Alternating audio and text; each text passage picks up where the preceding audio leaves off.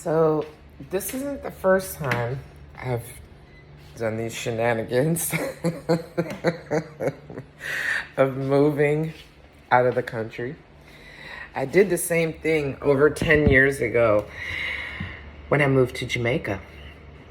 I moved to Negril, Jamaica over 10 years ago. And I think the same or the similar feeling caused me to move here to the Bahamas. I was just tired of living in that box in America. And for me, I wanted culture. I wanted that blackness that I saw whenever I went to Jamaica for the first time, and everyone was black, and it was just, I felt free.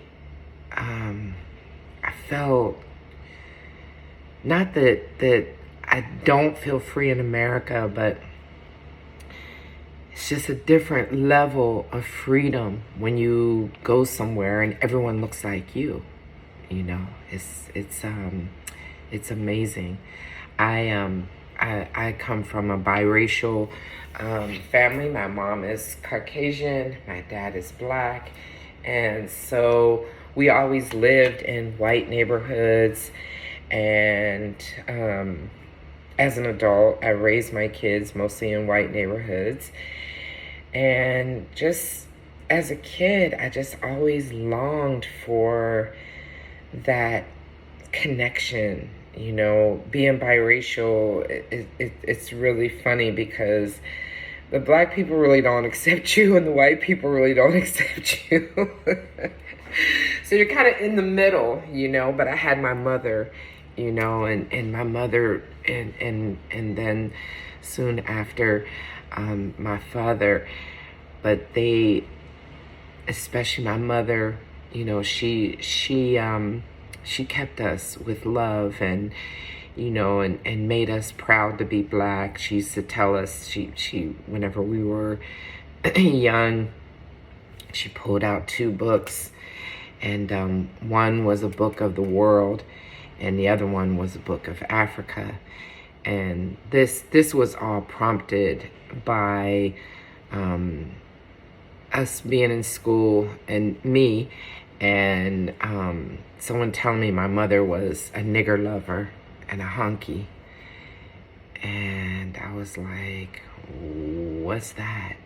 And so, of course, I went home and I talked to mommy, and I was like, what is this? And so she pulled out these books, one Atlas of the World, one book of Africa. And so with the Atlas, she told us, she said, okay, this is where your people are from. They're from Africa, Italy, and Ireland. So she showed us each country, and she showed us all the beauty of each place, and that's what our bloodline was, and that's where we were from. Then she took out the book of Africa.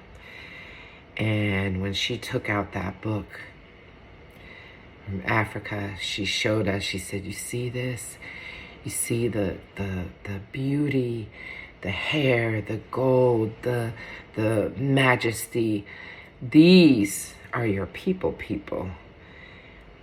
No matter what you see of me, no matter what is in your bloodline, when you walk out the door, you're an African queen. And that's what she taught us. We weren't allowed to straighten our hair. We weren't allowed to dim our blackness, so to speak. We wore braids, and she plaited our hair, and we were rich in knowing that we were black. And she made sure of it. I mean, mind you, I was born in 66, so we're talking the mid-70s, when she was, you know, giving us this knowledge. I remember one time we skipped school. I was notorious for that. Skipped school, and my girlfriends were over, and they were pressing my hair. And my mother came in. And I tell you what, I think she was more mad that I was getting my hair pressed than that I skipped school, you know. So that was an experience. Had to sneak to get my hair pressed because I wanted my hair to lay down like everybody else's, you know. So, you know, that was something. My mother, she didn't believe in that. Don't press your hair. You know, she wanted us to wear afros and, you know, be rich in our blackness. And I'm grateful for that because she gave me something that was, you know, that I could hold on to. But soon, whenever I became an adult, I learned that dimming my blackness helped me be successful. And the more I dimmed my blackness, the more successful I became. And so it just kind of became a way of being, you know. It was, I don't know how to explain it.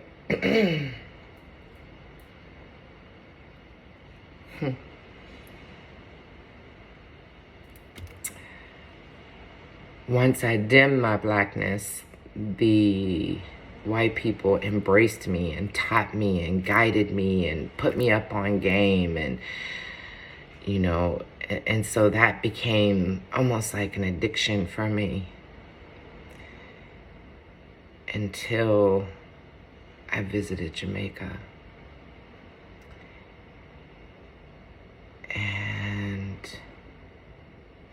it was like I was black again.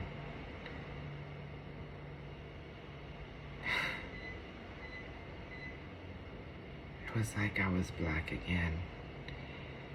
And the longer I was there, the more I embraced that blackness, and the more I could feel that richness that my mother taught me coming back in me.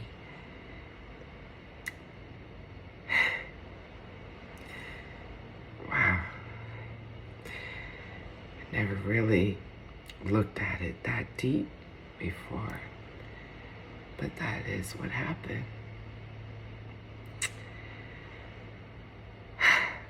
Let me take a quick break, and I'm gonna come back and give y'all some more.